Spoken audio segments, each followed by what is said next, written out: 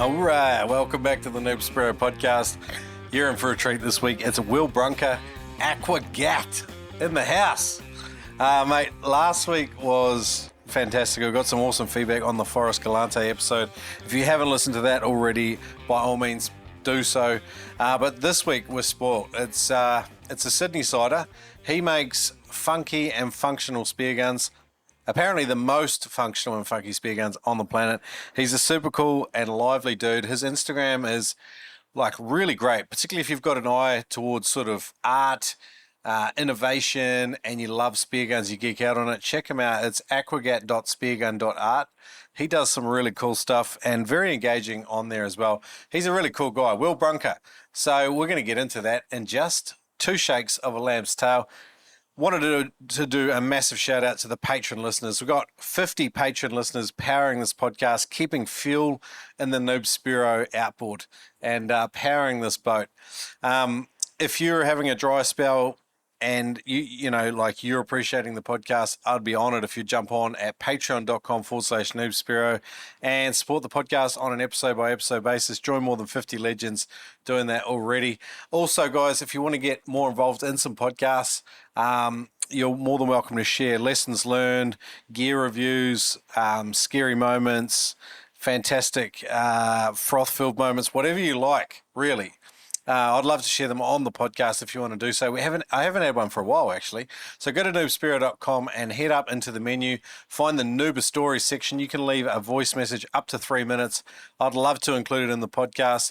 Honestly, short and sweet is great with a powerful lesson learned. I love it, and it's great to keep in touch and build that community with you guys. And thank you for the awesome thing that we are doing here at the Noob Spearo. Hey, let's get into it. Will Brunker, Aquagat. Adreno.com.au, the home of recipes, blogs, videos, equipment reviews, and an obnoxiously large range of spearfishing equipment for frothers like you. Not only that, but spearfishing trips and courses and trips that I sometimes get to go on. Check them out at adreno.com.au. It's a Spearo's best friend. Check them out, and if you want to buy gear, pump in the code NoobSpearo to save $20 on every purchase over $200. You can use that online, in-store. Use the code NoobSpearo, save some cash, and support the Noob Spearo podcast. Shop with adreno.com.au. Neptonics was founded in 1996, making trigger mechs in a barn in the Santa Cruz Mountains. Solid gear that works was their founding principle, and it still rings true today in every pull of a Neptonics trigger, in every snap of a Neptonics band, and in every whiz of a Neptonics speargun reel, singing with the power of another big fish. We've got a great deal. You can use the code NOOB10 to save 10% off anything and everything at neptonics.com. It's solid gear that works, equipment you can rely on. Save 10% off any order at neptonics.com when you use the code NOOB10.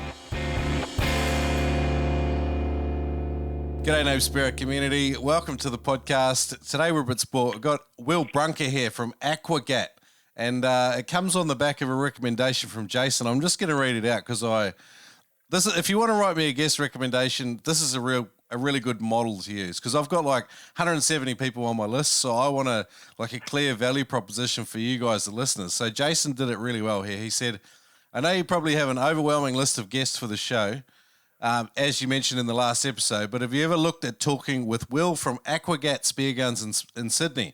I reckon he'd be such an unreal guest to geek out on about spearguns, but in an innovative way, not just a boring run-of-the-mill way. I've been following his journey along for a while now, and he's trying to do things a little different with his designs and in-house handmade gun parts. He records daily for his socials and talks through all the new innovations and processes he works through with his guns, so he'd be a really easy to speak with on a podcast. I highly recommend him. And that was Jace. That's how you write a guest recommendation. He did a good job. So massive chat for you there, Will. I didn't even pay him a cent for that. You're gonna have to give him a spear gun now or something. Gonna have to, mate. What kind words! I really appreciate that. Thanks, Jay. Really appreciate it. And thanks, Shrek, for having me on. No worries, Will. It's a bloody pleasure, mate. And after going through even in our little sport, in our little lifestyle spearfishing, there's still a lot of people to get around and talk to. And I love chatting with people that make really cool shit for our sport and for the people that love it and froth out on it. And after sort of catching up on some of your socials over the last day or so and chatting with you yesterday, I've become highly intrigued, and I really like what you're up to down there. Oh man, I really really appreciate that, because when you just said down there, that does, for those that don't know, you're a Queenslander, I'm a New South Welshman, so it proves that we crossed the border. There's no beef. I really appreciate that, man. That's sort of what I'm here to do, I guess. Shake things up a little bit, do things a bit differently. I thought perhaps it was a little boring. Like, you kind of hit the nail on the head. There's a lot of stuff out there, but I thought there's definitely room for some things to be done a little bit differently. So, mate, we are. I love it. You're a real sort of guy that's reimagined a lot of elements. Looking at some of the stuff you've built, it's very clean, very contemporary. I love how you've integrated a lot of color into it. It's very bright and functional. You don't just stick to one medium. You're working with carbon fiber. You're working with timber. Are you working with aluminium barrels as well, or what's your sort of your? Yes. I'm just about to launch an entry level product with an alloy barrel, and I'll show you a couple of the things that we're working on and have got lined up. But alloy, a wide body alloy barrel is next up, man. Love it. And there's a few companies that are already doing it and finding ways to sort of mass produce it too. Like, because I mean, everyone's sort of moved away. Well, I don't know, everyone's moved away. There seems to be a move from the sort of the classic sort of round stock barrels now in pipe guns to these more molded type fixtures as well. I guess manufacturing processes are getting better, so people are able to mass produce it. But you're really sticking to one-off stuff. You're making most of your stuff, your components as well, in-house, I believe. Everything's done here. Obviously, I bring in some of the stocks. So the carbon stocks I bring in and the alloy stocks I bring in. I've had them designed and made to my type specs. Yep. And then, for example, the timber guns are all built from just a block of rosewood, for example. Everything else is done by hand. So the components, going back to the beginning, grips. Grips was the thing that did it for me. So, anybody can build a timber spear, or really anybody can build a timber spear gun. It's not that difficult. But I was one of those that just built a timber spear gun at the beginning of the journey. And what I found was the biggest sort of blocker in terms of being creative was that you had to buy a grip, and you didn't really have there was no way you could learn how to make a grip or as such, or design or build your own grip. So that really intrigued me, because I wanted to customize the grip for me, Yeah. So then I went down this long process to get to where we are today with various mediums of polyurethane, silicon, casting, and now I can produce the part to order based on the customer's request, color-wise. We can shape, we can reshape, we can, use all of those things we've learned over the past sort of 10 plus years of doing this to make a very, very custom part. So now if a customer orders, for example, the biggest seller for us is the Aquagat, which is a carbon barrel roller gun based on, my design. And they're all built to order. So if I get an order today, I'll view that order. I'll go about creating the part today and tomorrow.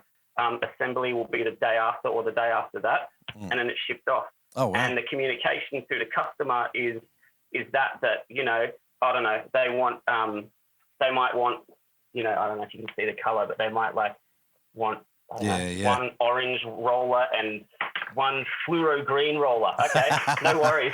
We can do whatever you want, man. Yeah. That's cool. I wanted to say, straight off the bat, I love the name of your brand. If I was ever going to invent a spear gun, I always thought I'd do a play off firearms, contemporary, land-based firearms. And, aqua, we're in the water, and gat, there's that cool slang term for gun. You've put them together, and you've come up with a very funky... it's a super cool brand when you have a bit of a think about it. I mean, it's simple, but it's just, I like it. And it seems like with the handles you're talking about, you've very much tried to borrow some of the ideas. I think you say your custom handle there, that it's based off a Glock. Is that correct? Yes. Yeah, absolutely. Yeah. So going back on the name, I'm a hip hop head. Like I'm an early '90s hip hop head. That's where I grew up. My formative years were spent, without saying too much, but we decorated a lot of property. Yeah. So and the cool thing about hip hop is, and what hip hop taught me is, like the foundation of hip hop is creativity. So there's like these 4 elements to hip hop. Graffiti art, that is, DJing, MCing, producing and music production, Dance, break dancing, yep. But having said all of that, those elements are all based on being creative. So that's where, like, after I moved out of, doing a lot of graffiti and painting and stuff, still paint with the boys occasionally, but I had this, like, I'm still a hip hop head. So the term gat is used extensively in hip hop in reference to a gun, and people like you get it. Yeah. Some people, they like who haven't listened to hip hop or just don't get it. That's cool. They just don't get it. Yeah. But I love it when someone gets it, because I'm like, yes, that's it.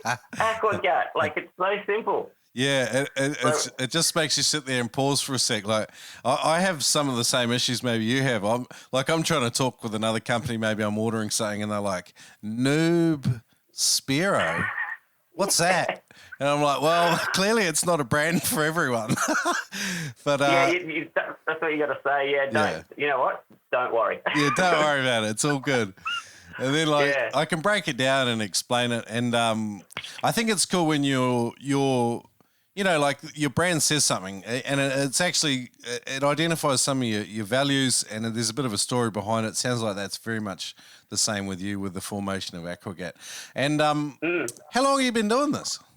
So I guess unofficially probably 14-ish years. Yeah. Was the beginning. My entry to spearfishing was like later in life than most Spearos. How old are you now? So I'm almost 40. I'm 39. Oh yeah, same as me. I'm 40. I turned 40 into last year, so we're about the same age. Legend. So you got into it sort of mid-20s, eh? In your mid-20s. Yeah, that's right. Yeah. So probably later than most. Like a lot of the guys I spear with have been spearing like with their fathers and stuff, or like with their cousins and stuff from really young age. I wasn't like that, unfortunately, but I always wanted to spearfish. It was something that like grabbed me. And I used to be a fishmonger, so I used to sell, high-end seafood into restaurants all across Australia. So I had like this knowledge of seafood, and through that seafood business, I was doing some business with a guy named Adam Giatris. And he's down. Adam. So absolute legend. So one day I think I was like putting some fish onto the back of his truck. I was working for a business at the time. We were selling fish. Mate, I opened the doors on the truck, and the business is called Bay Marlin down in Bateman's Bay. Yeah. Opened the doors to put on 4 or 5 boxes of flathead or whatever it was.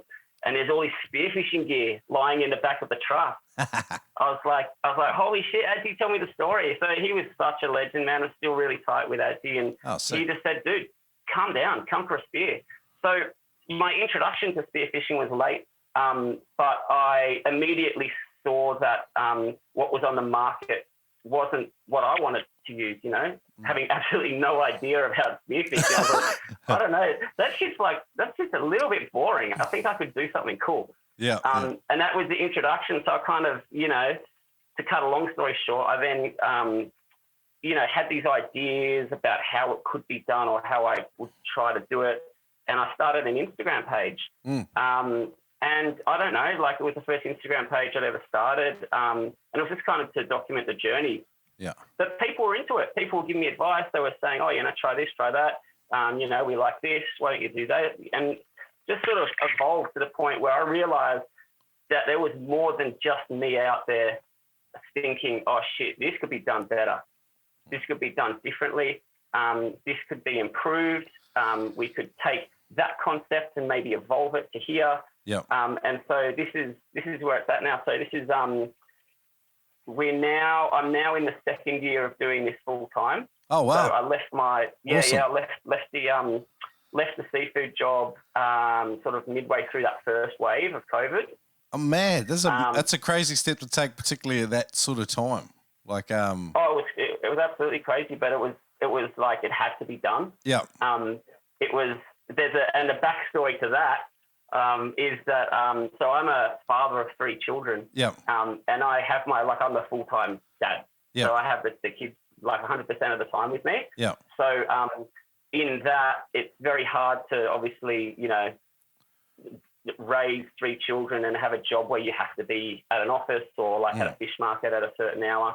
So I was doing a lot of the work remotely, but as businesses change and morph, they kind of wanted me in the office a bit more. And I said, you know what, actually it doesn't work. I'm a full-time dad. That's my number one job. And I'm selling spear guns on the side. Actually, I think if I push the spear gun thing, it could maybe pay my bills. So I took a leap of faith, like a fucking big leap of faith. Yeah. Here we are. Just it's a constant evolution, long game. Yeah. Mate, it's impressive what you've done and what you've built. So hats off to you and good on you for just friggin' having a crack, man. I respect that. Like people, like I think a lot of us, we can get caught in these cycles with jobs and work and stuff and meeting the responsibilities and like actually sort of having a crack at doing something yourself is hard. It takes balls, but you're also your own worst boss as well because like I can't agree more. No one will make you work as hard as you make yourself work. And if you've got an overdeveloped sense of responsibility, which a lot of business owners have, then it can be a bit hell. How have you managed to balance out keeping the family life good, going spearing, and then still having fun in your business and achieving the results you want to? It's a really good point you make, Shrek, because I think life is way more about experiences and lifestyle and culture than it is banking dollars. So for me, if I'm making enough, or if the business is making enough to pay the bills, obviously I'm very, very driven and I pushed really hard at that, but I'm not going to lock myself in the lab and be a hermit at the expense of, spending quality time with my children just to make more money. Do you know what I mean? It's all about I'm here because of my children. And so it's a holistic approach. We spend so much time together. I'm with them, every moment of the day. They're up. Like my workshop is downstairs in the house. Yeah. So when they come home from school, I hear their little feet running around. I know they're home. I go and touch base with them. I make sure they're doing their homework with any luck, and they never do. They just play Minecraft and Roblox or whatever it is they want to do. So I gotta juggle that, and I hear from the teachers occasionally, and it's like any parent will tell you, it's a juggling act. But the goal is to grow the business, and it's growing. We're pushing hard, but never forget why I'm here and why I'm doing this, because I could easily I've had so many calls to go back into the seafood game and make, tons more money, but then I wouldn't be here. So, what's the point? Good on you, man. So, yeah. People call that the golden handcuffs too. Like when you've got a trade or a skill, it's never more profitable to chase your passion initially. Like I think in the long run, maybe it can pay off, but in the short term, often we sacrifice, careers that pay quite well to do what it is we're trying to do and achieve. So good on you, man. Yeah, absolutely. What does spearing look like for you these days? So where are you based? So I'm in Sydney. So I'm on the North Shore of Sydney. So I'm probably about about 10 minutes from the local boat ramp, which is Bobbin Head.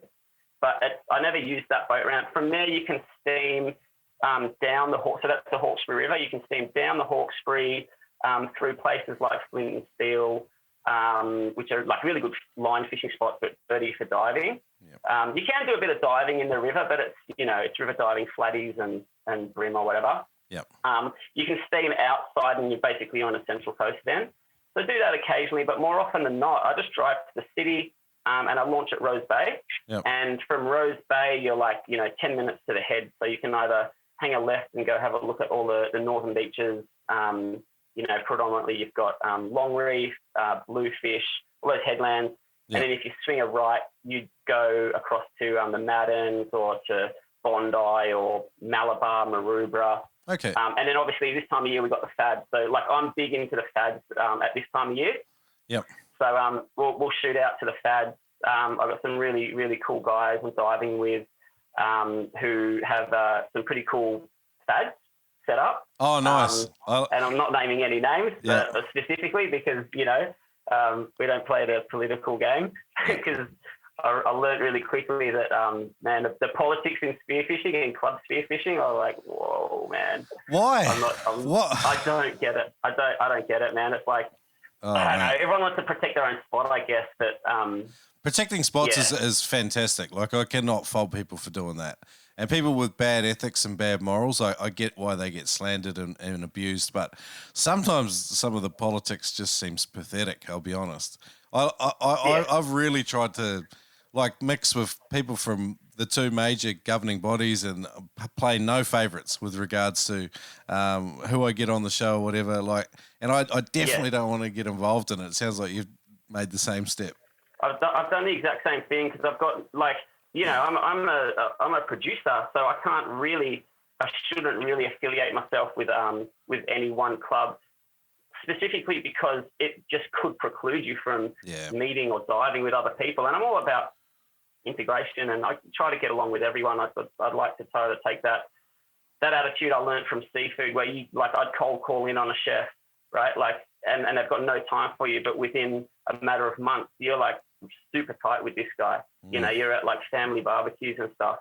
This is what I think we should, as a community, and what you're doing in respect to that is awesome because it's a community. We should all be getting along, and it sounds very holistic and maybe a bit hippie-ish, but let's all just have some more love, guys. Yeah. I very much like the Joe Rogan sort of shtick where it's, we could all do with being a bit more kind towards one another, you know? I can't agree more. I can't agree more. There's often attitude and ego play these huge parts, I think, in a lot of people's lives. And I think the quicker you learn to drop that bullshit, the quicker you'll learn how much easier life can be and nicer. Yeah, yeah. The rising tide too, if we're all learning and growing, when I went to started jiu-jitsu a few years ago, it's very much like that rising tide mentality. Just because someone's awesome, they don't treat the new guys like shit. And they're still really it's like everyone's got this attitude that, hey, I was where you were, and but there's never any superiority either. The guy might have been rolling 5 times, a week for 3 years, and you've just walked in the door and they show you a couple of things and I think sometimes spearing could borrow a few of those cultural ideas from things like jiu-jitsu, because sometimes it's maybe competition, but you can't even say competition brings the worst out in people. But I don't know. It's a weird thing. I guess maybe because a lot of us are solo hunting type, alpha type personalities that are very sort of a risk tolerant. I don't know if it's got something to do with our personality types. I learned a lot about that kind of mentality in the graffiti scene in Sydney. Growing up in my late teens, early sort of mid-teens to mid-20s, as a starting off, you're never any good. No one's any good. But there's always you might have some art skill, but you have to learn the whole ropes of the scene. And there's always guys who are, the epitome of, in any sport, they're the most famous. They've got their name everywhere. And I just remember really clearly, meeting some of my graffiti idols as a teenager, and they were just fucking cool. Really cool dudes, and they were just come for a paint. And I remember being mind blown, you want to paint with me? Yeah. That meant so much to a young chipper at that time to come up and be wow, what a cool thing. We should learn from that. There are some cool dudes like that. I was chatting with this young fella from Sydney a couple of weeks back, and he was telling me how he met Simon Tripp on the rocks, Jai Gibbons. And and Simon Tripp's, very, very well known and very well regarded Spearo, very experienced. Yeah. And he's just taken him under his wing, and it does happen in spearing as well. So I'm not just pure negativity, but more of that, I reckon, more of that. I'm with you.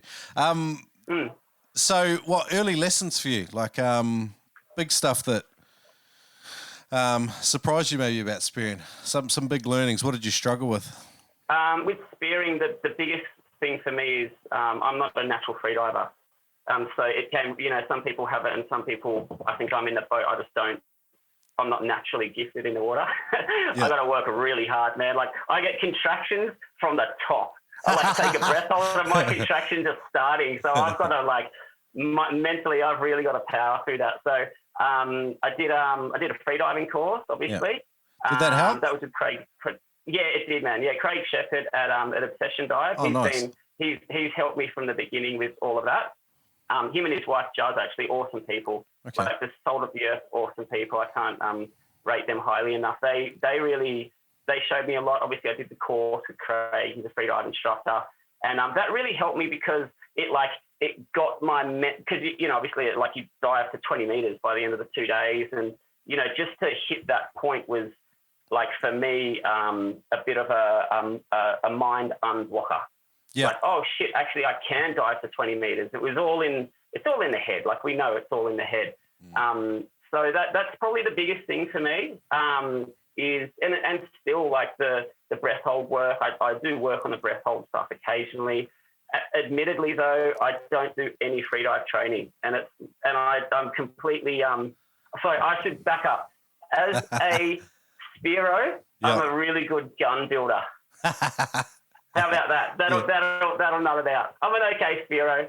I can do the dives, but I'm not elite like a lot of my mates are, and I learn a lot from my mates. And like anything, the more you dive, the more you get out, the more comfortable you get. 100%. So yeah, pretty good. Pretty happy out there, but I could definitely improve. So with the dry training apps, the hardest thing about any of them is it seems to be very difficult to maintain a consistent practice. And the other problem with them is the performance you get in dry training apps do not directly correlate to like spearfishing. They're sort of two different things. But in saying that, like, have you had some success with them? Yeah, I have. So I've done various things over the years, and like I think on my PB breath hold was like 4.5 minutes, right? Yeah. So like that's a static breath hold, but like you said, it's just the physiology changes when you're in the water. So and that for me, that's all about just being comfortable at depth. Yeah. So being comfortable at 10 meters, being comfortable at 15 meters, because you can do the breath hold, but you have to try to. So yeah, sorry, I have had success with breath hold training. Yeah. But I do need to do more. To be honest, if I was going to do a liverboard or a trip like that, I think I'd definitely dedicate, say, maybe 8 weeks or thereabouts to just pool training and freediving, just making sure that you get the most out of it. Because I'm aware that if I went out on a dive trip now, I probably wouldn't do as well as I would if I otherwise did some training. Mm-hmm. All right. So saying that, we've just talked about freediving, which is something you're not good at. One thing that a lot of Spearos are not good at, and we've all got weaknesses, we've all got strengths, right? Even the guys that are epic are working on stuff all the time. Some guys that are weak in freediving obviously want to get in the pool and spend a little bit of extra time and energy developing that side of it, working on their technique and slowly, steadily improving that. Another side of it is spear gun accuracy. And me personally, I can be atrocious at times. I have had more success in more recent years because I've been spearing a bit more and I've used a consistent setup, and that's made a big difference. I also have got in and done some enclosed water, target shooting and stuff, which also seemed to make a difference and taught me about all of my spear guns. Is that something you recommend to people? Yeah, I definitely recommend. I'm a little bit on the fence. Like, I would not recommend highly enough getting in the pool and learning your gun before you go out into the ocean. Like, you should do that, or at least do it in the shallows. Do some target practice in the shallows, just so you have a basic idea of what's happening. So I'm personally when I take a gun to go testing, now I've built like I'll have a design concept, for example. If it's a completely new design concept, then I will take it to the pool and I'll do some testing. But otherwise, I love nothing more than taking it to the ocean and testing it in the field. Because, accuracy is awesome, right? Like, if you lie on the bottom of a pool and you're absolutely still and you're pinning a target, that's great, right? That'll teach you a bit about your gun, but it won't teach you anything about environment, and it won't teach you about moving. Like, obviously, like currents play a big role, fish moving play a big role. And obviously then you've got the hunting, like where are you shooting, all that kind of stuff. So yeah, know where your gun is going to shoot, but I love nothing more, man, than getting in the water, tracking with a new gun and using it as if a brand new Spearo, or a brand new customer was going to grab that gun. Because I want that gun to fire exactly as it does to me for them. Yeah. So sometimes you can be really harsh on yourself. Sometimes you just have, and the other thing is, as you'd all know, some days you just shoot like shit. Yeah. And, you go back, so I've always got my GoPro and I've got it on the slowest, the highest frame setting, so I can really slow those clips back. I'm huge on that. Like, I probably don't take a shot with my gun without filming it. Oh, wow. With any gun. And I'm always reviewing footage, always. Because sometimes you just shoot like shit, and your gun was in the right place, but it shot into the right space that it should have, but you were just not in the right spot. You just weren't aiming that gun correctly. Mm-hmm. That one can be a bit of a tricky one sometimes when you're testing a new gun. 100%. Do you sort of we talked about the school of thought, where there's basically two types of shooters. Like, you've got guys that line up everything down the barrel and they're very conscientious about how they sort of aim and scope a fish, and then you've got other people that just pretty much just triangulate, and it's more of an intuitive feel style of shooting. Maybe it's never, that distinction is a false dichotomy. Maybe there's more to it than that, and it's somewhere in between both of those styles that we actually operate. What's your thought process around how people aim? I think it's all about being comfortable in that one with the gun, and I think most people would say that you take a gun out of the box, and I'll take like a new gun that I built, and I'll be looking right down the barrel. And watching what happens. And then as you get more and more comfortable and you know where that gun is going to shoot with accuracy or with consistent accuracy, then that's at that point, like I can take, for example, my favorite gun is to use is my inverter, which I'll be launching soon. Oh, wow. And that you can, like, I'm really confident with that gun now, and I don't think I'm probably looking down the shaft as much as I would once have. I just know where that shaft is going to land, and I feel comfortable, more and more comfortable with just shooting instinctively. But I probably would be more of the look down the barrel, look down the shaft in general. Mm. In general, yeah. This might be a silly question. If someone gets in the water with a brand new gun and it's unfamiliar to platforms that they've been comfortable with in the past, how long? What's a reasonable expectation for them to adjust to it? How many hours in the water, or how many shots do they have to take before you think that? Zero. I'm a firm believer of zero, because I think if you have to think your shots through, your gun is not right. It's either not right or it's not right for you. Okay. And I always say that to my customers, if they have any issues with accuracy, so we all develop, more and more powerful guns, but what's power without accuracy? Accuracy has to be the forefront of any gun builder's design process. So I'm a huge fan of enclosed trap guns for that reason. You should be able to take that gun, and you might not feel comfortable at the beginning, but it should shoot exactly where you're aiming it. I don't think there's, my personal opinion is, I don't think that you should have to, you shouldn't have to tune yourself to the gun. Okay. I don't think. Okay. So what I like to do is, like with my Spearo mates, and I've got more and more like mates now who are like really cool with me in terms of, like, I'll just give them a new gun and go, just tell me, be feedback. And sometimes I think they're pissing in my pocket. I'm like, don't tell me it shot amazingly and accurate and with crazy power if it didn't, because those are my words. That's how I speak in marketing language when I'm that's based on my experience and all the work I've done. Don't use those words. Right. Yeah. I'm like blown away when people, even customers, they're like, dude, this thing shot like a laser. It just really, really like reaffirms me, okay, yeah, we're actually doing something right here. Learn from the best. Adam Stern's courses at freedivingfamily.com are written and presented by some of the world's best freedivers and most experienced instructors. Lessons learned come from years of freediving and teaching at the highest levels and are now condensed and available for everyone. Go to freedivingfamily.com and use the code SPEARO and you get 20% off any course. Now there's Frenzel, Advanced Frenzel, Hands-Free Equalization, there's Mouthful and Deep Frenzel Equalization, even bi-finning essentials. Get that finning technique right. It's the 1%ers that make the difference in spearing and allow you to have more time on the bottom and you feel better even doing it. Go to freedivingfamily.com and use the code SPEARO to get 20% off any course. Adam Stern's courses at freedivingfamily.com. I just love a functional and simple spear gun that I can trust when I pull the trigger. Killshot Spear Guns utilize the finest of kiln-dried Burmese teak. Killshot Spear Guns also combine American-made parts and fine craftsmanship to bring you accurate, reliable, and simple spear guns that you can trust. Fish after fish. Get $30 off any Killshot Spear Gun at killshotspearguns.com. Yes and amen, Noober. That's $30 off American-made performance spear guns at killshotspearguns.com. I'm really sorry for this terrible accent.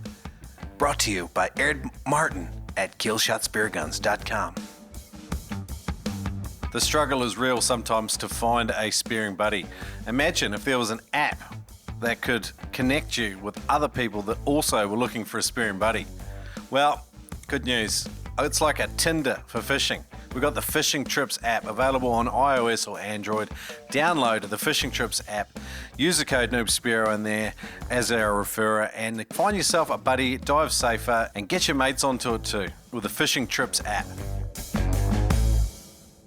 When you do away with ego and attachment to your creations and you open up fully to the process of iteration and having that continuous improvement mindset, do you think that that's probably one of the reasons why you've had some success as a gun builder, because you're not personally attached to your creations? Like, do you look at your guns now from 10 years ago and you know that the guns probably you created 10 years ago and the guns you create now are chalk and cheese, but do you still have a sense of pride about those guns that you created back then? Yeah, 100%, because they're always a part of you. They're always a part of your energy process.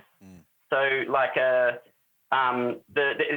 two answers to that question. One, you have to evolve and change, and you can't get stuck in an idea. So, when I very first started building spear guns, to me, roller guns just made sense. They just make sense from I'm not a physics professor, but they just make sense, right? You can pack more power for a shorter gun, blah blah blah. But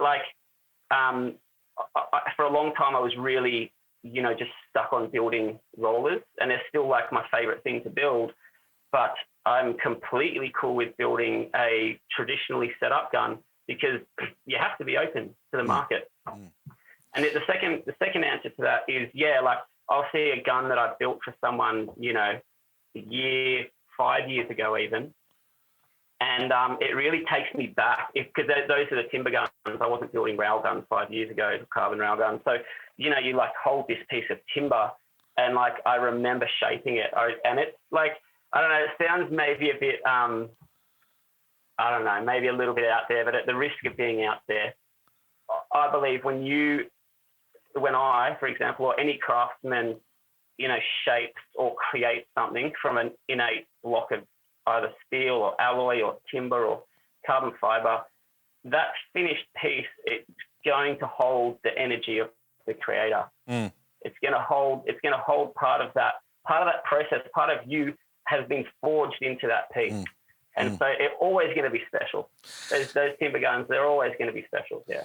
I think at the risk of being overly sentimental too, I agree with you. If you have a meal that's been cooked by someone for you with love, it just tastes better than a meal that's just been cooked for you by, a stranger who you have no sense with. You know what I mean? I think, and that's just purely from seafood, because lately that's been my focus with the 99 Spirit recipes. But I think when you make stuff, definitely what you put into it does make a huge difference. So, let's get into your spear guns. Let's talk about some of the components and stuff. So it sounds like you started with this timber background, and then you've expanded into pipe guns, and along the way you've managed to start building your own rollers, your own handles, your own. Do you make your own trigger mechs as well? No, I don't make my own trigger mechs. Okay. I have them made, so I've got a guy that produces them for me. Yeah. Everything. So unfortunately, the cost of me making them, it blows your cost out. Unfortunately. I talked to someone before about making the machining, the sort of the components to like set up and make these things like at scale, and like just to make a handle mold was like in the tens of thousands of dollars just to make one consistent handle all the time. So it's crazy. Well, it's funny you say that. So that's two different things. So CNC routing is obviously like, and then tumbling is to make all of the components of a trigger mech. But then to make like a handle, traditionally people use plastic injection molding machines, and that's like the dies for those machines. That's easily $10,000. It's crazy. And then what you're stuck with is that exact design for as many units as that machine will produce to have paid off that investment. Yeah. So it's a long process, and you have to do MOQs, like minimum order quantities of like 4,000 to 8,000.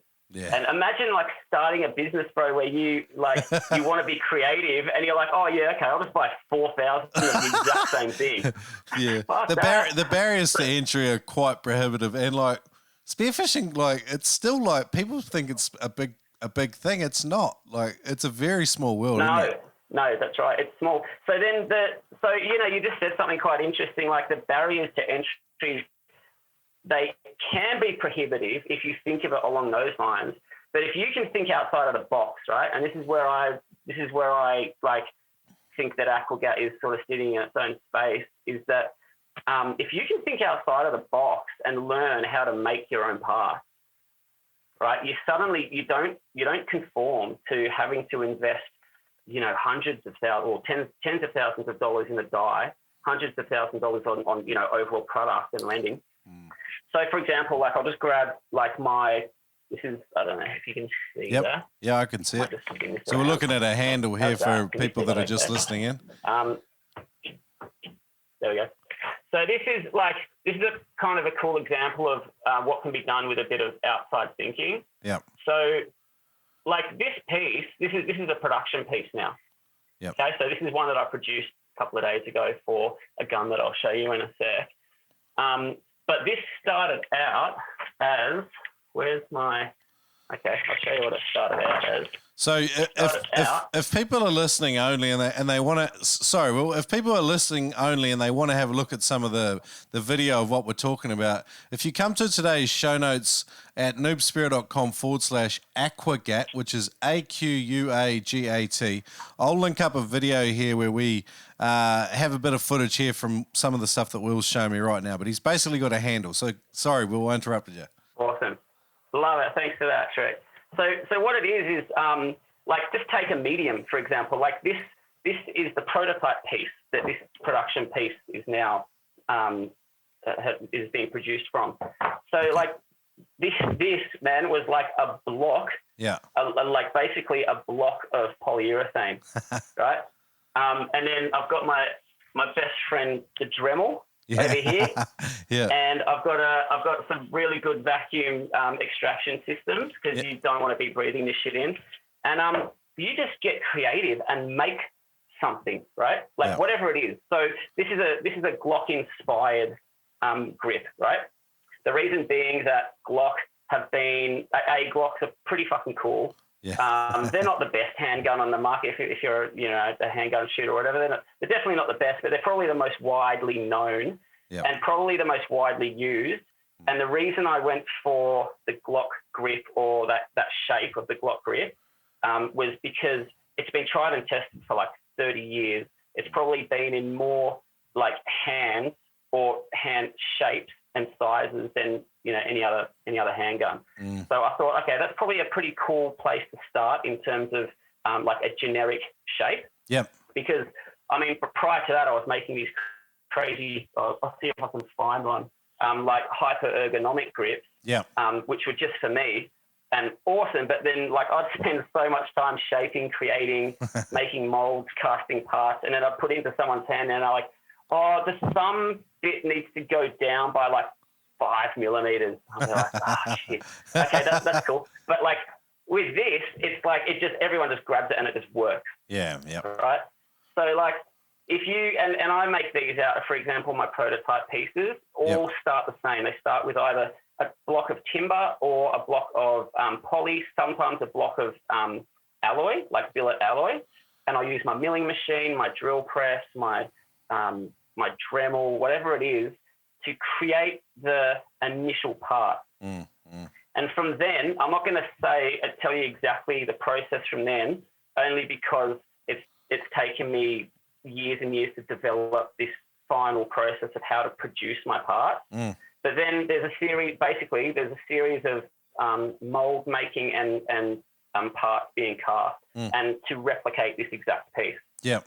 There's so many pitfalls, and there's so many, but there's equally so many ways you can be creative and funky and make your own parts without having to invest in like crazy money in terms of plastic injection molding. I think sometimes too, like, and I can understand you protecting some of your IP process there too, because like you spend so much time developing it.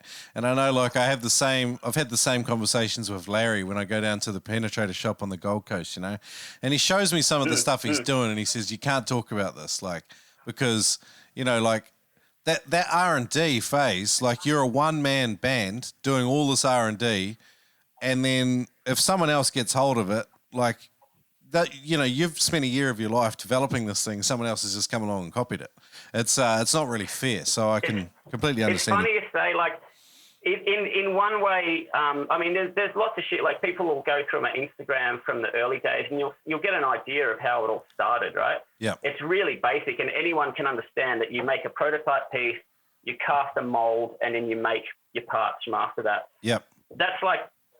There's nothing really in that, and in fact, sometimes I'll just realize how fucking difficult it is to do. And I think to myself, you know what?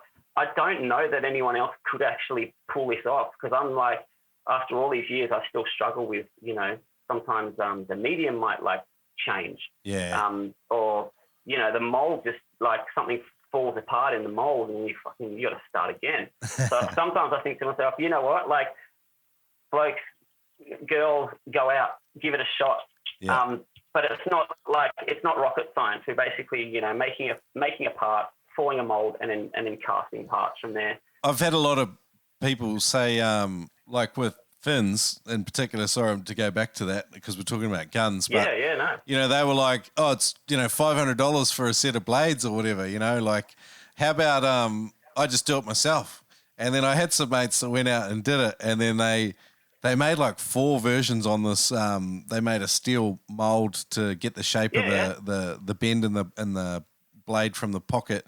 And by the 4th lot of these fins, they'd spent like, you know, thousands of dollars and still did not have usable pairs of fins. So I mean, I think when you do something from the start and then you progressively learn over a period of years, like you've developed all these problem solving things, like you understand intuitively what's going on, and because you've made all the mistakes under the sun, I guess. So it just saves you all that time now. 100%. Sometimes you do have to learn the hard way. You know, sometimes you've got to be really brutal on yourself when someone comes back to you and says, hey, look, this has happened with the product. You have to learn. You have to learn why that happened. Yeah. You can't turn a blind eye and just hope that it was like, I don't know, like a bad batch of the medium that you were using. You've got to really look into it and realize, oh, actually, you know, I can work out. So like if I've ever had an issue, I've only had a couple of issues with the actual product, like the medium. Yep. And as obviously it's always like replaced free of charge, like straight away. But I always like at the very least get like that diver to send me as many photos from as many angles, explain how and why. Yeah. Because like anything, you have to learn. You have to be able to evolve and get better. Yeah, this is the other thing I think too. Some people maybe don't understand too. When you buy like handmade stuff from anyone, and they're a one-man band, product failure happens whether you buy mass-produced stuff. In fact, I'd argue that it happens more often. But I mean, the person that's making it and quality control, the quality control side of it is they need to inspect or see that item as much as they can so that they can understand and correct or rectify their faults because they don't want to make them again. Yeah. So that's definitely you're playing a useful part of that process if you can help facilitate that. I think if you buy something. I think so. I take it back to when I was selling seafood to restaurants, and like the chefs, after a long consultation process of working on a particular dish with a particular fish, and then they give it to you as part of it. And they're obviously like all the restaurant owners and the chefs are testing, and it's like everyone has to be really, really honest with their feedback. The ego can sometimes take a hit, but you have to give honest feedback in order to help that person. Yeah. It's the only way. Yeah. Spearos are often pretty honest with their feedback. Sometimes it's just it's just sometimes it's so blunt, it's unpalatable, I find. I've just read some of the reviews that people have written for like other companies and stuff, like not even like to detach it from myself personally. And I've just read it and gone, holy shit. That's rough. Yeah. Oh, dude, the internet's a brutal place. Yeah, 100%. It's a brutal place. Yeah. I've actually been pretty lucky, I guess, in terms of comments and whatnot. I don't seem to cough too much. Yeah. But I think that's because like I've got my ideas and I've got my theories, and I've got like take a hypothesis and take it out and trial it and then prove that it works. But I'm never going to say your product's shit. I'll never do that because it's not. It's like it's always got a market. I'm not going to hang shit on someone else's product, therefore making an enemy of everyone that has that product. Yeah. Why would I do that? Like everyone's got, there's a market for everything. Yeah. And we're just kind of doing things a little bit differently. So I'm not going to hang shit on someone. You got to keep that like philosophy going. One of my things is, and I notice this, like I am sometimes in the Adreno stores, and I've just like, the salespeople are busy and I'm in there and I'm standing around waiting for someone or something, and someone's looking at a spear gun, and I just get into a conversation with them and I start chatting with them, and they're brand new and they want to start spearing, and they're just like, a lot of them are just all about, just the cheapest spear gun they can find. And you get these I think there's spear guns that are like $150 in Australia. Like overseas, I know that some of them are probably like $90 or even cheaper, but they're just these mass-produced things that have got zero accuracy, terrible componentry, and you know that spear gun's probably going to be in a rubbish tip within 12 months of that person buying it. But that's the spear gun that a lot of these entry-level people want to buy because they're trying to do it as cheap as they can. And you've got a battle trying to convince them, like, hey, no, just spend a bit more money because the poor man pays twice, like all you're going to do with this spear gun is wound fish or miss them outright and throw that thing in a rubbish pile, or try and sell it to some other poor bugger. Like and in that same breath is that they could equally be disenfranchised with spearfishing from that one experience. Yeah. And think, oh, spearfishing shit, you can never hit a fish. Well, no, you just what you said, the poor man pays twice. Is bang on. Yeah. Bang on. Yeah. I know too because I did it. I did it myself, just trying to be cheap. So everyone does in all industries. Like we're all kind of guilty because we kind of hope, we just hope it might work, but it's like it never does. Price sensitivity is a massive thing. Like a lot of people are extremely price sensitive. Everyone loves to get a good bargain and feel like they paid less than everyone else. I don't know what it is. Maybe it's part of that competitive mechanism. And I'll tell you something funny, man. Yeah. See this? Yeah. This little like ratchet thing here. Yep. My eldest daughter was busting my balls to go into the $2 shop because that's what you do when you're 13. You go to the $2 shop. Yeah. Mate, I got this at the $2 shop, and I use it every single day, and I'm waiting for it to break, and it just doesn't. Nice. I can't get over it. It's like my probably number one most used tool, and it was literally like $2. And that's very rare. That's true though. Like when you find something that works and it is really cheap, like you just tend to love it because it hasn't cost you what it should for the advantages it's given you. So I get it. So your reels are a bit different too. I like how you've got this really sort of broad color range, and obviously that's come from your hip hop graffiti type background, that love of color. Vibrancy. Yeah. How did you work out like how to do the variable drag system, like how to make it like ergonomic and fit in well and mount well to a spear gun? What was that process of development, and how many shit versions did you have before you finally got to where you are now? How many shit versions? Okay, so the first answer to that question is I didn't reinvent the reel. What I did was I looked around the market and I looked at, what products are performing the best. And then I thought to myself, I think I could do, a more stylistic version with some different key features, right? So I came up with, I can't tell you how many prototypes. I don't know if I can do this now, but I've got this bin in here, which is just full of prototype pieces. Yep. I was having this conversation with someone the other day. Sure, like you've got an idea. Like we're not reinventing the wheel here, and I'm not reinventing the reel either. Yeah. But what I'm doing is I'm changing it. Right, I'm taking ideas and I'm improving on them. Yeah. In terms of the reel, that is anyway. But in doing that, I can't tell you how many failures I had making this. Right, the biggest one of the hardest ones was. See this, for example, like this is your internal D washer. Yep. Challenge you to try and find them. Just try to find an internal. So this is from an 8mm. Yeah. You can't find an internal stainless internal D washer. So I had them designed. I've got a guy who makes my stainless parts. He makes my trigger mechs for me. Yeah. And I was like, mate, I just drew him a picture. I drew him not even a CAD, just a tech drawing. Yeah. With my specs. So he came back with those parts, right, which were key in the feature. So what it is I'll just pull these things out, right? So this is your housing. This is the housing. So we're looking at the housing of a reel here for everyone just listening. Yep. Yeah, and if you're just listening, it's the coolest reel you've ever seen. Yeah. So this is the housing, right? Yep. So it's made from the same medium that I make most of my parts from. So for example, like the 8mm stainless post is set in place, so it's never going to go anywhere. I've got a riser on there for a washer to sit on. Yeah. So you've got a stainless 8mm washer. This is an 8mm post as well, which is a lot sturdier than what most use.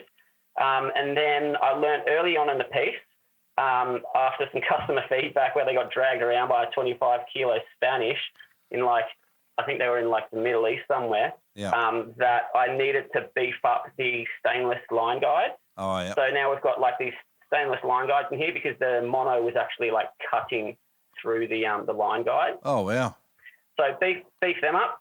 I then took, so this is recessed as well. The reel actually sits in this recess inside the housing. Okay. And then I've made these ports, essentially ports to help out with any, when you're on the reef on the bottom, you might get some sand in your reel, just to help ease any sand or grit or anything to fly away. Okay.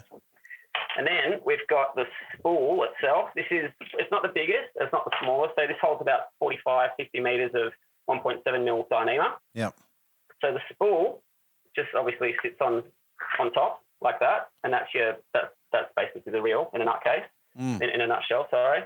Your internal dewasher sits over the top as such, and then this is your grub screw. Yeah. And I made the grub screws really big and round there, when you've got your glove. Yeah, nice. Grab.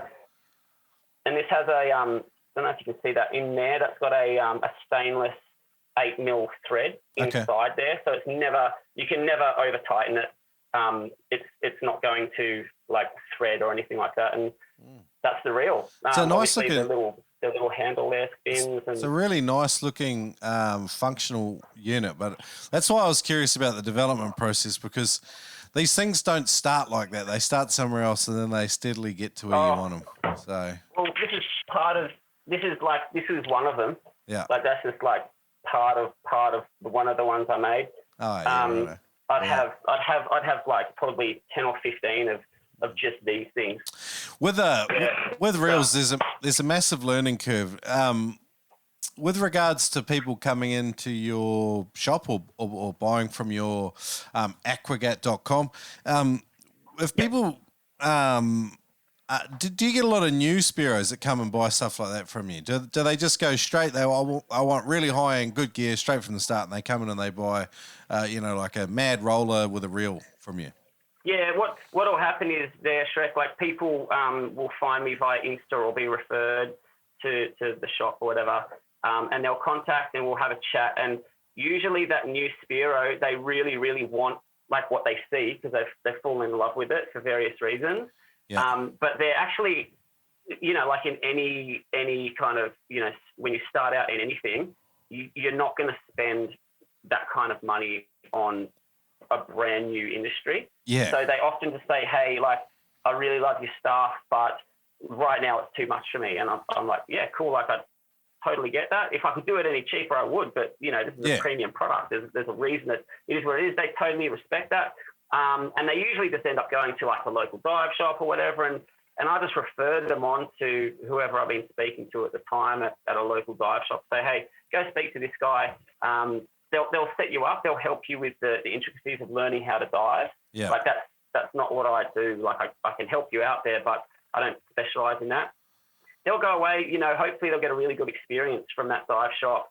And I see that as like a really cool potential. Like right now, you probably saw in COVID, the Spearo scene exploded, right? With like new Spearos. A lot of people were starting to spearfish. Yep. And I got a lot of inquiries, but like they didn't eventuate to a lot of sales, which I totally understood because they're new and I don't expect them to, but I do expect them, a majority of them to fall off and the minority to stay in the sport and come back and they'll spend $1,000 on a gun. Of course they'll do that, but that won't be straight away. That'll be in the next 2 years or something once they're like, you know what, I'm ready to step up.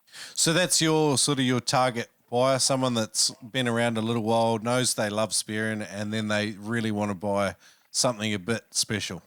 Yeah, exactly. So I've got this kind of mantra that I use in a lot of the social media messaging that says where form meets function. I think it's like coined from like some kind of architectural thing where they say form can't meet function or something like that. Yeah. But to me, and again, I hope I don't sound like a wanker here, but like I'm mental for Italian motorcycles, and so the form meets function thing to me is embodied in, for example, like the 916 Ducati that Massimo Tamburini designed. Everyone would know it if they saw it. Yep. It was the first motorcycle that came out in the mid-90s where it was it still is a proper piece of art. And, Ducati collectors collect the Tamburini model to put on their lounge room floor. Yeah, wow. Right? But this is a super bike. This like Carl Fogarty, Troy Bayliss. These guys won World Superbike Championships on this bike. So not only was its form absolutely stunning, but its function was on par. It was a world-class and world-leading product. And so that's what I want to be able to do in spearfishing, so that, you spend $1,000 or thereabouts on a spear gun. You want it to be that cool that it can like hang on your lounge room wall or like be hung in the garage or your man cave, and your boys come over or your girls come over and they look and they're like, whoa, what the fuck is that? They're into it. But equally, it'll perform on that level as well underwater.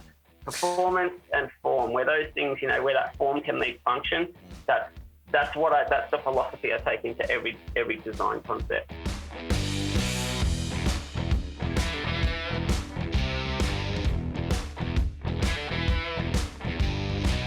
Noob, it's good news. Did you know that every pair of penetrator fins receives a protective layer of Kevlar 49 multi-axial reinforcement? You even know what that means? It means that it prevents chips and cracking. It means you're going to get longevity out of your fins. And that's exactly what you need when you're spending some dollars on some good fins. Visit penetratorfins.com, get yourself a pair of reinforced super tough fins with beyond industry warranty at penetratorfins.com. Use the code NoobSpearo to save $25 on any pair of penetrator blades. That's right, use the code NoobSpearo to save $25 on any pair of blades at penetratorfins.com.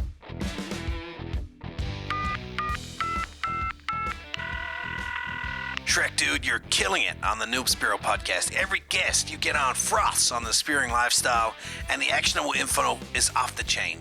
Over here at Spearing Magazine HQ, it's the same, buddy. So many noobers are submitting their adventures, lessons learned, and pictures here at spearingmagazine.com. I just wanted to say that noobers can get an international subscription at spearingmagazine.com. Also, they can check out our In the Face apparel or get a subscription to the greatest spearing magazine on the planet. That's all right here at spearingmagazine.com. I am Jeremy Gamble, and man, I love the Noob Spearo podcast. This is Jeremy out. Salt and water make for a deadly combination when it comes to dive gear. That's why you need to visit oldmanblue.com.au. They use the finest in materials and they make stuff to last. They use 316 marine grade stainless steel in their loops, and they source their materials and make their own stuff right there in Western Australia. Catch bags, cray loops and more. Visit oldmanblue.com.au. Check it out.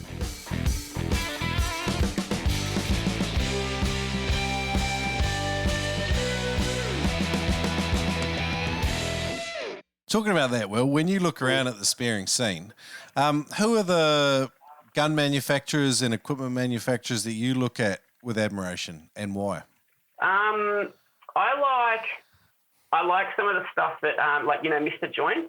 I really love his stuff. Yep. I really love his stuff on many levels. Obviously, timber guns, inverters, and his grit and his machining. All of that stuff, I really, really rate his stuff. Yep. I like a few of the, some of the Greek manufacturers. Some of the stuff they're doing in Europe is kind of up my alley. Yeah. But there's no one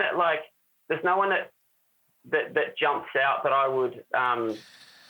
Only because I'm a spear gun builder, myself, but But that's partly why I thought it was an interesting question, because it shows, obviously when you become an artisan and you really love what you do, you compare yourself to what's on the market, but then you also realize how you're different and how you want to be different to them. And I think I don't know, some people like to make something cheaper than everyone else so that they can try and make profit. Some people like to make something a little bit better or a little bit different than everyone else so it fulfills the need in the market. And there's definitely a couple of different ways to do it. So I did see your where form meets function. And I read the other thing. It says here, your vision is to create the most functional and funky spear guns on the planet. So this inverted, has that been sort of in development for a while?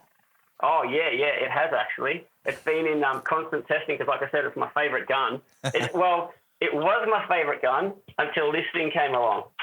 So this is... So, okay, let's go back. This is the inverter. Yeah. I get a bit excited here, and hopefully I don't stab anything. But again, this is the first prototype I made the second prototype I made of the inverter. Yep. The first one was really heavily covered on my social media. I made a resin gun, which was. Did you ever see that? I don't know if you saw that. I've got it hanging up here.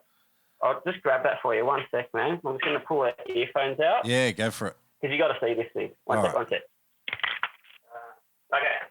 Right, you there? Yeah, yep. Gotcha. Sorry to leave you hanging in limbo there. This thing again, right? This probably will go to the point of that I'm not out biting ideas. I'm gonna try to do things that haven't been done. Yeah. So this thing. He's just giving it a bit of a clean up. It's I just took the dust off it. Oh, wow. So it's actually like a resin. Yeah, are you familiar with resin tables? A lot of people are familiar with resin tables. So you can see through the barrel. Take two bits. Yeah, exactly. So that was the basis of this, right? Yeah. Is to form the outside. Like the outside is formed from timber, and I made a mold for that. And then I just. When I say then I poured resin. And is it fully functional or is it artwork? It's fully functional. The only problem is that it flexed too much. Yeah. It probably flexed. I mean, it's still shot and it still did everything, timber. If I was going to do this again, I think I would run a carbon fiber enclosed track to help that rigidity. Yeah. And then I might, in these laminates, because these are actually all like 4 mil laminates of rosewood. So in those laminates, I would interweave carbon fiber in those laminates, and that would give it the rigidity. Wow. But again, like you have to try and see what happens. Yeah, yeah. And so this has got the hyper ergonomic grip that I was telling you about as well. So this is one made out of timber. Obviously. It's not left-handed, is it? No, it's just right-handed. Oh, yeah. Yep. Beautiful. The inverter, and that had all the running gear that this one has. So this one is a straight. Well, it's got a resin track, but I wouldn't do that again. This is just basically just straight rosewood. Okay. All right, and I've clad. So this is the first kind of designs that I came to market with Aquagat about 5 years ago was the DR, like the DR series, like the double roller. Okay. And it's this same principle where you're taking timber and you're basically infusing carbon fiber into the top to create like a really stable platform. These are enclosed track guns. Yeah, wow. Absolutely awesome, like fucking awesome gun, this thing, man. And this one, I just don't want to like rip these headphones out of my head. This has got that sort of hyper ergonomic handle. Okay. You can see that there. Yeah, beautiful. That's got that one, and this is the one that I can produce now. So like, you know, if someone with a right hand, like a medium right hand, wants one of these, I can produce them now. Wow. The running gear here, again, improvements that like I would make improvements here. This thing took forever to build. This is the block, so the block and tackle. This is all made by hand on my milling machine. We're looking at a super elaborate rubber pulley system here by the looks of it. It looks super elaborate. Yeah, yeah. It was just really tricky to build because it was all like hand laid carbon, and then it was all shaped on the mill by hand. Yeah. But I've got other ways I would make this little block system now. Yep. And then the next evolution will have there are no bearings in these pulleys. Okay. So I've just got to work out how to get bearings into like a really small pulley. Okay. But that's the only other evolution I would do, and I probably would do away with some of these side skirts. It would just be like a timber piece with the pulleys sort of cut out of the timber. So this one I think I'm going to release probably in the next like 6 months, I'd say, with a bit more testing, a bit more design, development and testing. Cool. How hard is that to load? Oh, it's a piece of piss. It's like, I wonder if I can show you in here. No. I never dry load guns, but like I hate dry loading guns. I really fucking freak out. Have you ever thought about welding a shaft into a mech so that you can dry load guns and demonstrate for people? Well, I've got there's a pool just outside, so I can do it. I can jump in the pool and do it. But yeah, no, this one, I mean, it's not one that I really would like to dry load, so it's really quite simple though to load. Okay. I'll just show you. So all I did there was I just popped on the first band. Right, so like the first band is now in place. Yep. Yeah, righto. So the first band is anchored here, and then obviously band 2 is anchored there, and band 3 is anchored in there, and then it's just a case of, you know, loading from like pulling the bridle over. Yep. It's really quite a simple gun to load. Cool. For the guys that want to see the visuals, if you go to noobspearo.com/Aquagat, I'll link up some videos, short videos today of some of the discussions that we've had, because it's quite highly visual, and but some beautiful work there from Will. Really appreciate the look into it. So the next one, Shrek, this is the one that I'm most excited about at the moment. Yeah. I might grab this one off the rack instead. One sec.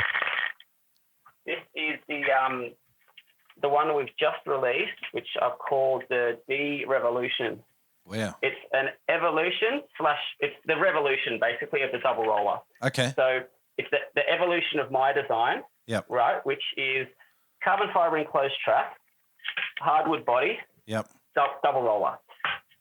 Wow. Absolute absolute weapon. This thing, so this is a 105, so I release them in two sizes. I've got the 105 and I've got the 120. Wow. So the 105 will take out essentially anything like that you'll find in the blue water because it shoots a 7.5 mil shaft. Oh, wow. The band can be pre-stretched to up to 380%, and your accuracy will not be compromised for various reasons. One of them being the carbon fiber enclosed track. Yep. The other being obviously it's a double roller, so your recoil is much minimized. And then little things, which a lot of people may or may not know about, palm placement and the height of your palm placement on the grip. Okay.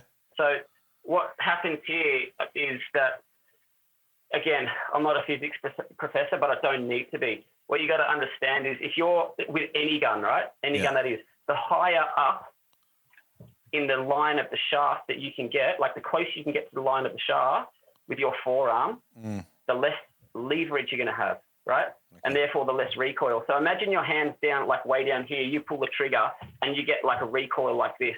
Yeah, okay. Imagine you were just holding the butt of the gun and you pull the trigger.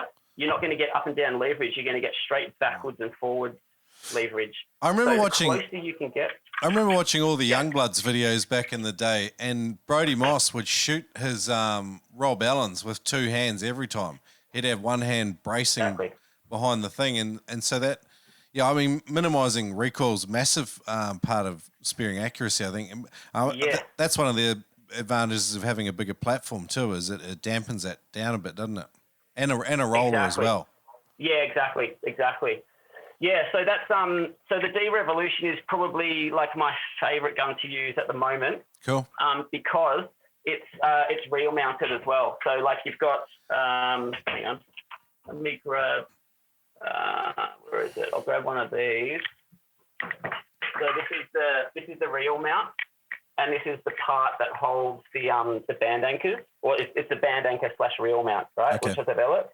So here you've got your mounts for the reel. So what I call the keep it reel, the Aquagat keep it reel. Screw straight into that. Wicked. And then you've got your band anchors on the rear side of that. So when you're reloading the gun, you use a load assist. You keep it under pre-tension all the time, underwater. But obviously when you're out of the water, you detension the gun. You take that pre-tension off to save band life. Yep. But it's just a really cool gun to use because you can run a reel and you can detune, so you can pull one band off. Like when you're halfway down, if you see something that's in the rocks or whatever, you can pull one band off really quickly, and you've just got like a single roller. I don't know.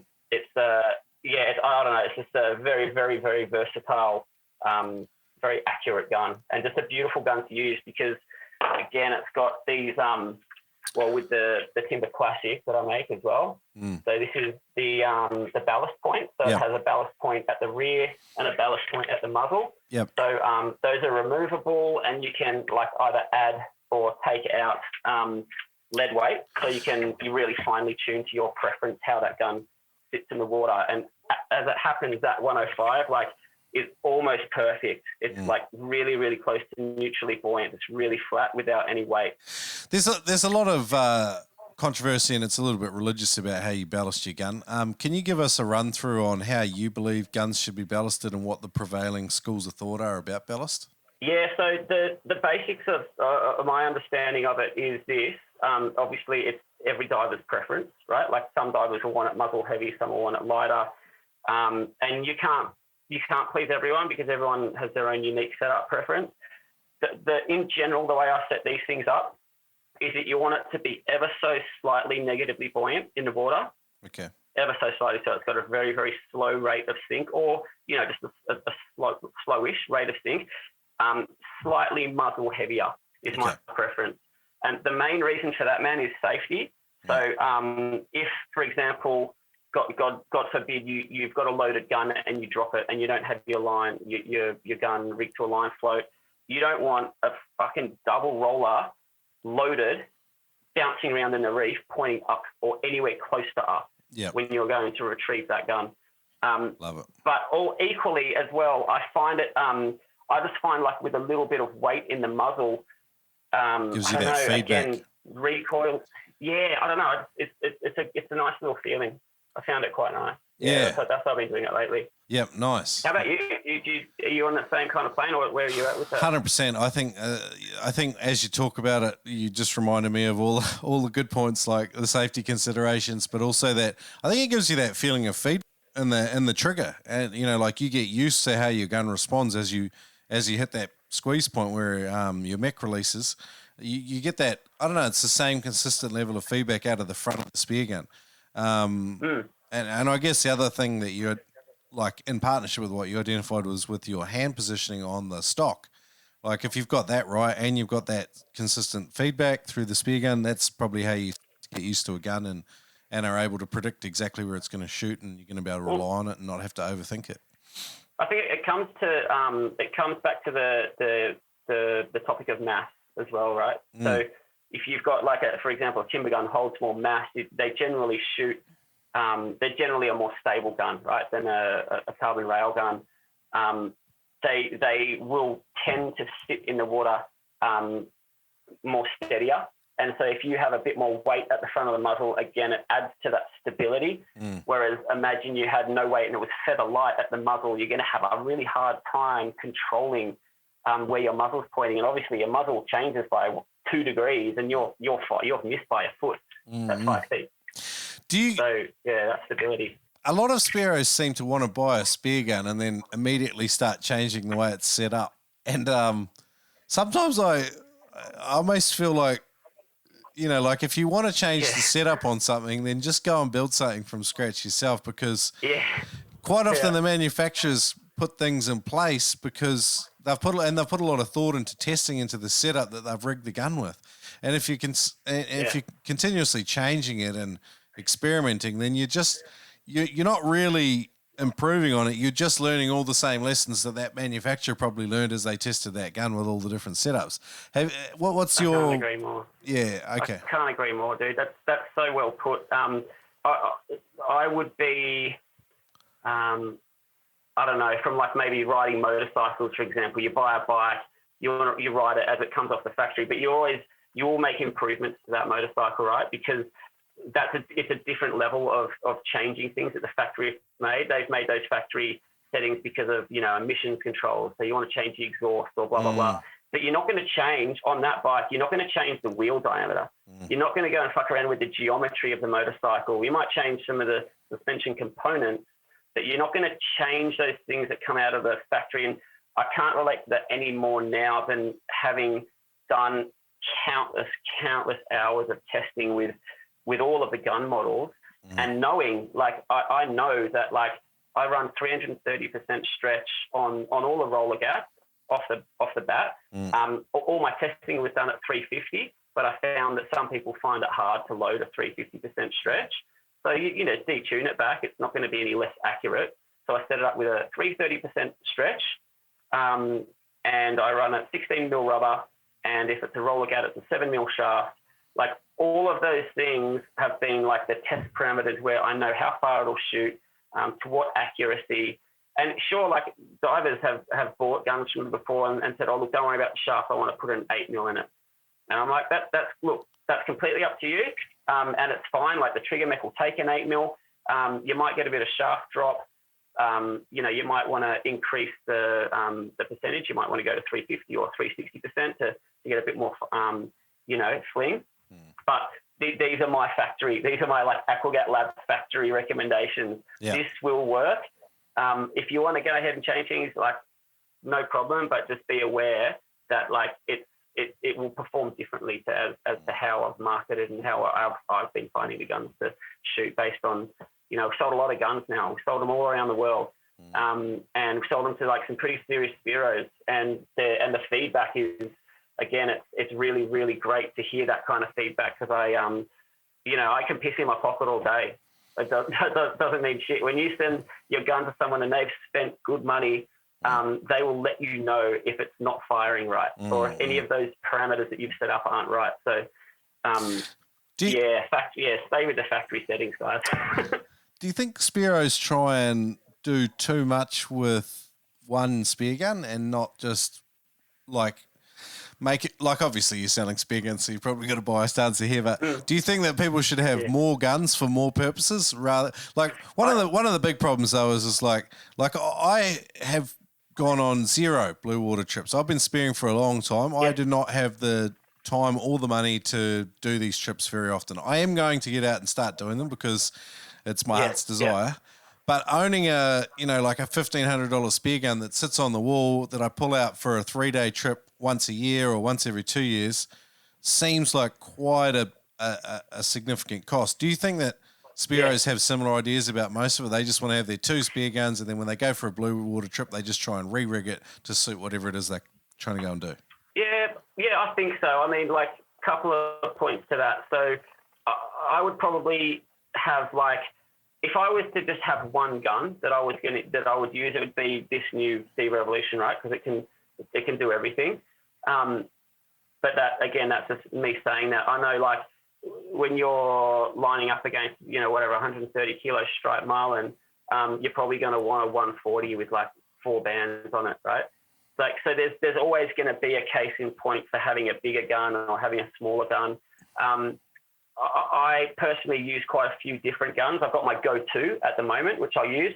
But equally, like, even though that's a 105 and it can track really, really well and in short distance is quite good, the viz has been terrible here lately. It's probably a test, right? Like in Sydney, it's been horrid. So we only had like 1.5, 2 meters viz in the harbour recently. And I've got this gun called the Baby Gat, which I absolutely love. It's the roller gat, but it's the smaller version. So you can get it in like 40, 50 or 60 length. Yep. And it's so cool because it's like literally like that big, what I mean? Yeah. It's like 60 centimeters.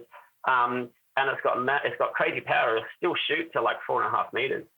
And you can like get in caves with it, and you can shoot flatties, and that's an awesome little gun for using in like estuaries and in the harbour and in dirty conditions and in caves. And then I don't know, I might have like I think a fairly universal gun would be like a 110, like a roller gat 110. Yep.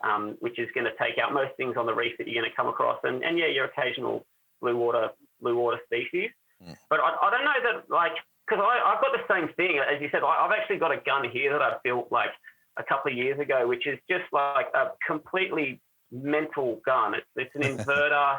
It's like 120. It's got 2 kicker bands. It's an enclosed track throwing an 8mm shaft, and it's all wrapped in carbon fiber. And I spent like probably weeks constructing it, and I've literally like never used it because it's just like, what are you going to use that on? Have you thought about doing a rental service like with the blue water gun to your existing customers? Because I mean, not thought of it, no. Because I mean, I'd probably pay, buying one of those guns is a scary thought. Like, and it's going to sit on my wall and do nothing.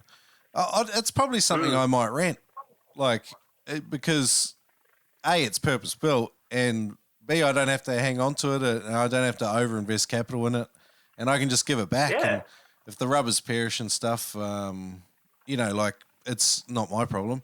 And I mean, it'll be. I was going to say. Yeah. But I mean. It into the cost, right? Yeah, you factored into your costs. I mean, you could have a case that goes out in, your postage costs, and you could have return postage already built into it. Just a thought. Yeah, that's a really, really cool idea. To be honest, I've never even contemplated that. But like I say to everyone, I've probably said this like 5 times this week. I'm open to everything. Yeah, in business, you got to be open to everything. So. I'm just thinking, like if you have a pipe arrive in the mail, it's got a big blue water gun rigged and ready to rock. You can jump in the pool with it. So you borrow it for a standard period of say 3 weeks. You got a week before your trip. You jump in the pool. You start having a bit of a test in it. You could even tell people the setup, the standard sort of pool setup, so they don't shoot their pool and then. They get home from their week-long trip, and then they've got time to pack it up and admire it for another couple of days before they have to send it back. And that's pretty cool, man. That's a cool thought. It's probably something I'd invest in. I was going to say, another question I had was, like you're talking about with rubber and stuff, like you have consistent 330% band stretch. with shafts and rubber, let's just stick with rubber, consistency with the batches seem to be a bit of an issue. Do you recommend that every Spearo, regardless of what speargun and platform they use, should stick with the same rubber brand? And do you have a preference? I mean, what are your thoughts on that? Well, it's a bit of a Pandora's box, this one, isn't it? The band thing, because there seems to be like really, really defined opinions. I've found the USA latex for me works really well. And the 16 mil USA latex, I enjoy using that stuff. I think it's like prime line rubber. Yep. That works well. Having said that, though, like with everything in the world right now, supply is an issue. Yeah. So, like I've had to grab whatever I can grab recently because there's just nothing in stock elsewhere. Yeah. Which is a bit of a kicker, unfortunately, but it's just sort of how it is. In terms of, I reckon you should probably stick with the same rubber so you know what you're, you know what to expect. Yeah. You know how long it's going to last as well. That's a big one. Like, after you've dove with that gun for a number of times, you should probably, trim that back because it's not going to be performing like it did the first, couple of months at least. Well, I mean, with firearms on land, like the level of control of the variables gets down and it gets very nuanced, particularly when you're reloading and stuff. Like guys are particularly with the brass they use, the powder they use, how many grains of powder they put in, the projectile weight. It gets like super, super geeky and nuanced, and people, they froth on it. With spear guns, like a lot of people are like, 16 mil rubber. And it's like, well, 16 mil what? Like, it's so variable, dude. Like, like I've got my preference in terms of what we're speaking about, and that's based on, I've done a lot of testing over the years, and I just found that that's like a very consistent, it has been so far for me, like a consistent product. But like, there's a debate to be had about the 14 mil stuff. Like I've never even gone down the road of the 14 mil stuff. Yeah. I haven't found the need to, and I actually don't want to go down a bit of a rabbit warren without, being fully prepared to investigate and do all the research and all the testing so I can walk away, with a comfortable decision that, I'm going to run 14 mil rubber. Well, the physics argument is that you get a longer pull out of it, and like, so you get, instead of pulling the shaft for 60 centimeters, it'll pull it for longer due to the diameter, and I'm not 100% on it. I remember the force triangle was how someone tried to explain it to me, but it's like trying to teach quantum mechanics to a to a chimp. Unfortunately, I'm the same. Like I think the basic premise is like the more stretch with like, that force being applied over a longer period. Yeah. For example, for roller guns is ideal. If it's like really snappy and punchy, it might work well on, like a big blue water gun throwing an 8.5 or 9.5 mil shaft, because you need that massive punch to get the shaft moving. But like for a roller gun throwing a 7 mil shaft, it's just going to be inaccurate. I think it comes down to there's so many variables that you just have to, work out what works for you and then just, work from there. I just, I'd hate for, like all of the work that I've done using the product that I have to be undone by using like a shitty grade rubber or a rubber that's just way too punchy for the application, Equalising problems can be something that derail you. Not today, my friend. Go to freedivingfamily.com. Check out either the Frenzel and Advanced Frenzel video or the Mouthful and Deep Frenzel Equalisation course at freedivingfamily.com. You can use the code Spearo to get 20% off any course at freedivingfamily.com. These courses are put together by Adam Stern and a select team of legends, and to help you overcome different issues and help you perform better. And some of them are extremely relevant for freedive spearing. Check it out at freedivingfamily.com. Use the code Spearo to get 20% off any course. Today's podcast is brought to you by Killshot Spearguns. Ed Martin makes dependable, reliable, simple spear guns that you can rely on. Check him out at killshotspearguns.com. But it's not just me saying it. Have a listen to what this bloke's got to say about it. Well, I just love Ed Martin's Killshot Spearguns. They just shoot fish all day long. But it's not just the Americans saying it. He's even sold some spear guns in the UK. That's right, Shrek. I just love a kill shot spear gun. I've been shooting bass and all sorts of cod and pollock and God knows what down here in the loch and around, and that's the end of my accent, but yeah, I love kill shot spear guns. Keep them coming, Ed. You didn't just hear it from me. Buy American-made performance at killshotspearguns.com. Get $30 off any spear gun when you use the code NOOBA on killshotspearguns.com. Sometimes with weather and commitments, it's a long time between drinks in your spearfishing journey. If you want a dry training program that can keep you in some kind of shape for spearfishing, check out Ted Hardy's 28-day freediving transformation at noobspearo.com/Ted.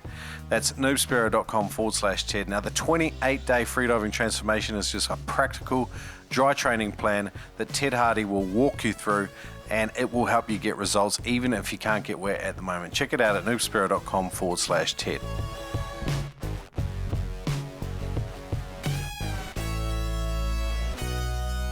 Well, we've geeked out on spear guns a hell of a lot, and I've heard bugger all of your stories, so I want to get into that a little bit more if we can. For guys that are listening, though, and they're curious about following along, I'd encourage you to check out aquagat.speargun.art on Instagram, and Will communicates a lot about some of the stuff. He's very good at sort of telling the story of the development of the equipment and stuff, and he's always got a heap of interesting stuff on his Instagram. I've been catching up with it over the last day or so. But with spear guns, before we move on to... I want to hear some of your funniest stuff. Well, was there anything else you wanted to close out that section with the spear gun chat? No, just go and buy Aquagat spear guns right away. Yeah. All right. I think we're pretty good. Thanks so much for the chat on the spear gun side, man. It's been really good because you got to remember, I'm just here in the Aquagat lab, just punching out product and loving doing what I'm doing. And now you sometimes you forget there's a whole, you got customers out there, you got people like yourself who are actually like really interested in this sector and what's going on. Oh no, it's very good, man. And your passion's contagious. I could chat with you for longer. I'm conscious of time though. I want to hear a bit more about your story. So one of the funniest things you've experienced out spearing? Oh, probably the one story that comes to mind is it wasn't even spearing as such, but I was diving. Okay. I was spearing at the time, and and guess what it's to do with? Poo. Aquadump, as you know, always. All right. Yeah, because it's always funny to shit. Yeah. 100%. Mate, I was diving just one of my local spots, and for whatever reason I was diving alone, which we don't condone, but I was. And I had the boat with me. I was rigged up. I guess I really need to do some gun testing that day. So I was I anchored up probably in 15 meters or something, and I was diving the reef, and I get occasionally I'll cramp up, my legs will cramp or whatever, but sometimes when that shit feeling comes along and you just can't dive anymore, you have to get rid of it. There's no two ways around it. So I looked around, there was no one around, so I went over to the boat, and there was a fair bit of current pulling. So I was like, oh, this is easy. So I just got naked. It was the middle of the day, would have been a weekday or something. And so I just I've got a Hames Hunter V17R, and I've built beautiful. a dive platform on the back of it. It's marine grade MDF, so it's a big dive platform. So I'm holding, because imagine there's current pulling, and I'm holding onto the back, fucking butt naked. And I just shit everywhere, man. It was fucking horrible. And I get back on the boat to put my wetsuit on, and I'm naked on the boat, and I look up on the cliff. There's these two people up there who are just been viewing the whole thing, mate. They've been watching the whole thing. I was so embarrassed. I was you know what? Fuck it. Nature. Aquagat doing an aquabulk. Oh my God. It was horrid, man. Absolutely horrid. But I was giggling. I did that one day in the early days of the podcast. I was hanging off the back taking a poo, and Turbo followed me around with a GoPro. And gold, man. I was like, because he's the sort of dude that'd chuck footage up, but he only ever put photo versions up. So it was pretty funny. going to need to see that. I don't think anyone needs to see that. It's just what happens to Doritos after 24 hours in Shrek's digestive tract. There's something weird that happens to our guts when we're out at sea and freediving. Yeah, 100%. It's like, it's not normal shit. When you take those aqua dumps, it's not normal. I don't know if it's just me, but like, there's something completely different about that shit. I think diaphragmatic breathing, like where you're, tidal breathing, like where your stomach's proper expanding, like I think it does put pressure on your digestive tract, which, like there's a lot of discussion about the ketogenic diet or diving in a fasted state, because your digestive system consumes a ton of oxygen and resources from your body. And so when you dive fasted, you're arguably doing it in a more energy or oxygen efficient state. And I think, but the other part of it is also you've only got so much room down there. So you've got a big full stomach and then you've got a big, you're finally actually filling your lungs up, which means filling up that bottom part first.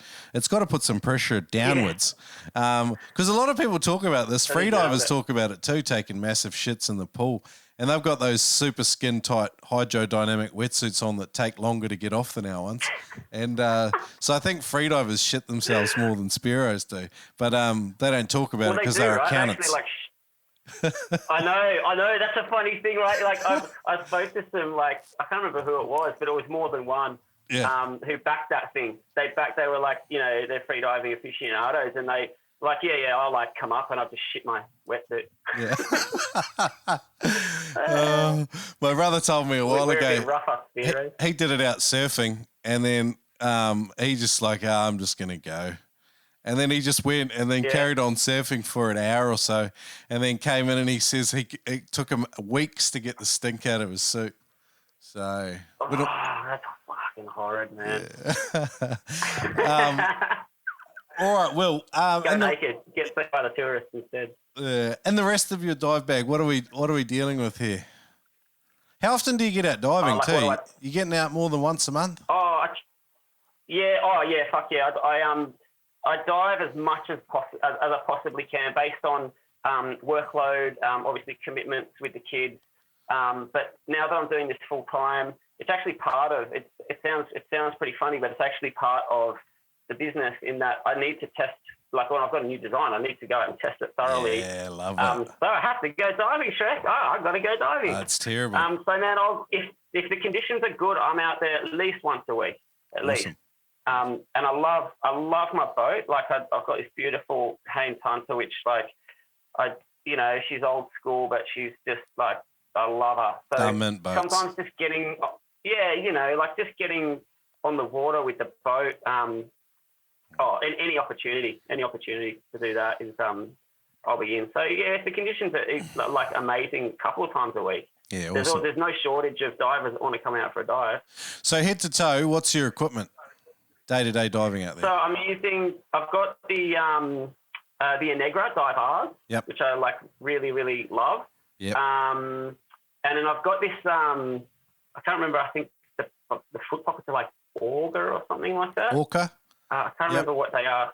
Orca, yeah. Yep. And the suit that I'm running is actually a prototype because I do want to do some suits in the future. Nice.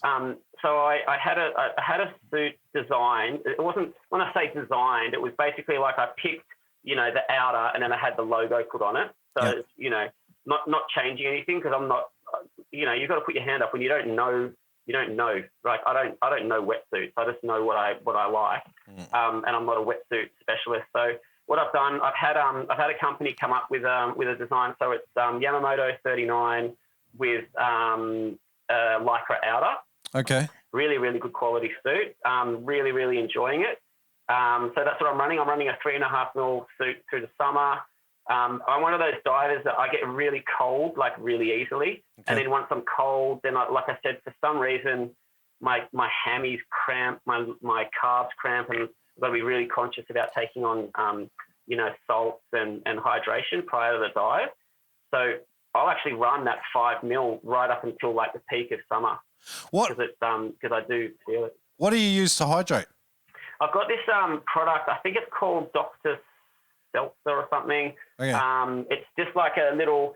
basically they're salt-like sodium capsules. Okay. So I'll run sodium capsules. I used to take magnesium, like I take magnesium before I sleep. Yep. And that, like, I take that before I sleep anyway, but I'll do that like more so the dive, like the day before a dive. But I found actually taking magnesium in the day just made me drowsy. Yep. So that didn't work so well. So then what I just worked out, man, the key to me having a really good day's dive is to remember to stay hydrated, because I think we forget how, you know, when you start to not be able to equalize, and, you know, I'm sure freedivers have schooled you and all that stuff.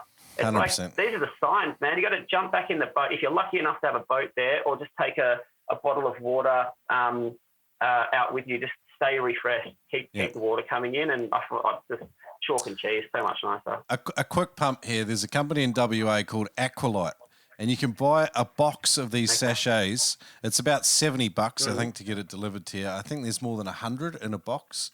And there's 3 different flavors. You can buy the mixed flavors. And they sent me a box ages ago because one of the listeners works there. And this shit is gold. I recently had coronavirus, and one of the biggest things with any sort of flu virus is dehydrated. I was just smashing them, but like with my diving, Aqualite's made a massive difference to just not cramping as much. I take one before I go out in a bottle, and then I'll have another one in the car. And one of the other things is like being dehydrated makes you extremely fatigued. And the back end of the day where you crash and you sleep for like 10, 11 hours after a big dive day, I don't get that as bad with when I'm hydrated properly. So Aqualite, as in AQUALITE? LYTE, yeah. LYTE. Oh, cool, man. I'm going to look that up, because I'm always looking for a new solution. And it's I just ordered a box like 2 days ago, so I pay for it too. So, but they have sent me free stuff as well. But hats off to them. Like when I was out on a charter and shit, like I'd have 2 of those in my water bottle in the morning with just a multivitamin, and that kept me charging all day, because I'm not in top physical condition. So I like full on dive days, consecutive dive days runs havoc on me. So yeah. Oh, thanks for that suggestion, man. I'm definitely going to look that up, because good. Like I just ask my local pharmacist, what's good for camps. But if you're experienced in they make diving, then I'm all for it. I think they make their stuff. Well, they started making it for like like they're getting 50-degree temps and stuff up there, like with some of their mine sites and stuff, and their workers get dehydrated hectic. So they made it for that industrial sort of sector, and but it just goes really well with what we do. So I love it. So yeah. Awesome, man. Cool. Awesome to hear you're innovating. I wanted to ask you if you had any advice for would-be sort of innovators and creators that are interested in starting their own stuff in the spearfishing world. What encouragement would you give to them? What I would say is let your like dream, let your vision. Make it happen. Don't just think about it. Don't be bound by a prohibitive fabrication cost. Right? Look outside the box. Work out how you can. You don't have to do things the way that they've been done. Let's put it that way. Make it happen. Just make it happen. Yeah, like there's so much space in this market for innovation. And I think we, from my experience, like if I had just listened to, for example, you call up some like, look, I want to make a grip, or, they're going to tell you about this $10,000 die cost for you're just not going to do it, but you don't have to do it that way. You can, take a look at my Instagram, for example, like go back to the beginning and you'll see how that thought, hopefully it's visually manifested, how the thought process all comes. Like I'll draw, like I've got multiple pictures up here. For example, like just give you a quick example, right? Like that's the real design. Yeah, nice. Like that was drawn up whilst I was at my full-time job, banging away, making phone calls to chefs, and I'm just drawing and having ideas, and then taking it to the lab and trying. And like the finished product couldn't look any different from that. It could not look any different. You got to start somewhere, though, don't you? It's like you have to start, and you just got to just try. And the biggest motivational sentence I ever heard was that Arnie Schwarzenegger speech where he said, "You can't be afraid to fail." It's good, right? You can't be afraid to fail, and you have to break the rules. So if you go into that, right, not being afraid to fail, like so many times I'll make a part and go, fuck, I've got like $200 worth of medium invested in this, and I spent like 2 weeks on it. You have to be prepared to go, you know what, it doesn't work. Yep. Throw it in the bin, start again, and bounce back, learn from it. That didn't work because of X, Y, and Z. Write it down, move on to the next thing, evolve, and you'll start to find that the success will come. Love it, Will. Let's head on out with 3 faster-paced questions, and then I better move on and get into the next interview. But, Will, I've had an absolute blast chatting with you. People can find you at aquagat.com or on Instagram, aquagat.speargun.art. I'll have everything linked up today at noobspearo.com/aquagat. But, Will, let's get into these questions. Who is your favourite person to go spearfishing with? My favourite person right now is my mate Simon, and he'll admit the same thing. He's not the best Spearo, but he's just a funny bugger. He's awesome. A geezer. He's got a Greek background. He's an absolute I swear he's like a half rocket scientist. He can tell you stuff about electrical systems that you've got no idea about, and it's just funny. During your 15 years or so spearfishing, what is the single biggest lesson you've learned? Geez, that's a good question, dude. I mean, safety first. That's probably paramount. Remembering that you can't just wing it a lot of the time. All right, cool. I guess I don't know if that answers that well, but yeah, safety. I'd say safety. Yep. Yeah, cool. Oh, you got to be safe first, don't you? Before like you can have fun when you're safe, but I mean, if your life's pushing boundaries. Yeah. Yeah, like we first started diving, and you want to do 20-meter dives, but then can you do that dive safely? Like learn the basics and learn how to do it safely. All right, cool. And last question, what is the spearfishing destination that you'd most like to go to? NZ, man. Yeah? The Kings. I've got to get up there, yeah. A lot of people have been saying that lately. Like there's been some froth-worthy footage come out of there. It's a special place. Well, man, it is, as you know, you would attest to, and I'm also not naive to think I'm just going to go over there and shoot a 30-kilo king. I'm well aware that that's like, that doesn't just happen, but just to go over and experience that country and that underwater country, that's where I'm going first. Yeah. Fantastic. Awesome, Will. Will Brunker, everyone, massive thanks for you to joining me today, mate, and we'll catch up again in the future. We didn't even really get much into your own spearing story, but I really enjoyed geeking out on spearguns with you and just exploring what you're doing there at Aquagat. Hey, thanks so much, Shrek, for making the call and having me on the show. I've always wanted to go on the show, and so I really I didn't want to like call you up and say, hey, how about we talk about me for an hour? So I really, really appreciate it, man. Really, really appreciate the opportunity, and thanks for your time, dude. I'm just glad Jason connected us. Awesome, Will. Well, enjoy the rest of your day, brother. You too, man. Talk to you soon.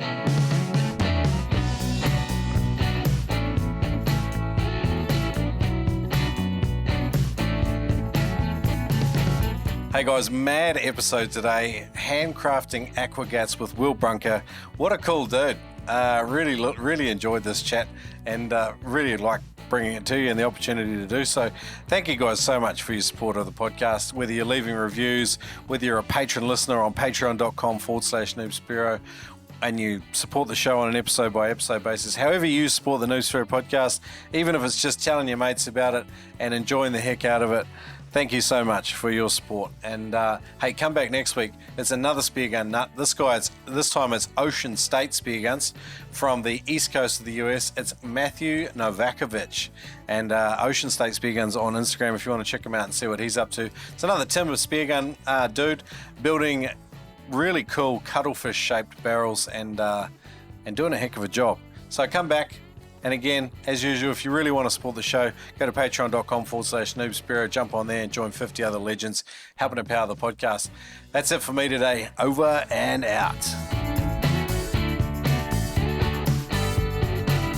Adreno stocks equipment for noobers.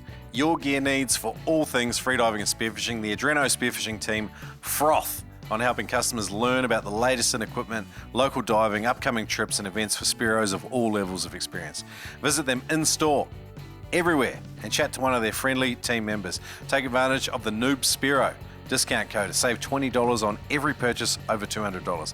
That's right, you can now use the code Noob Spearo, one word, in store or online at adreno.com.au, or visit one of their stores, talk to one of the stoked frothing legends in one of their Adreno Spearfishing stores today. Again, visit them at adreno.com.au, use the code NoobSpearo. In 2014, Neptonics combined forces with Spearfishing Solutions and relocated its headquarters to Tampa, Florida.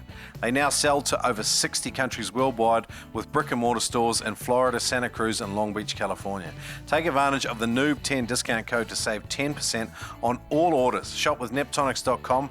It's solid gear that works. Equipment you can rely on. Neptonics is the one-stop shop for all your spearfishing essentials. Free shipping on all orders over $99 in the USA. Use the code Noob10 to save 10% off your order as well. Visit Neptonics.com, save 10% with the code Noob10.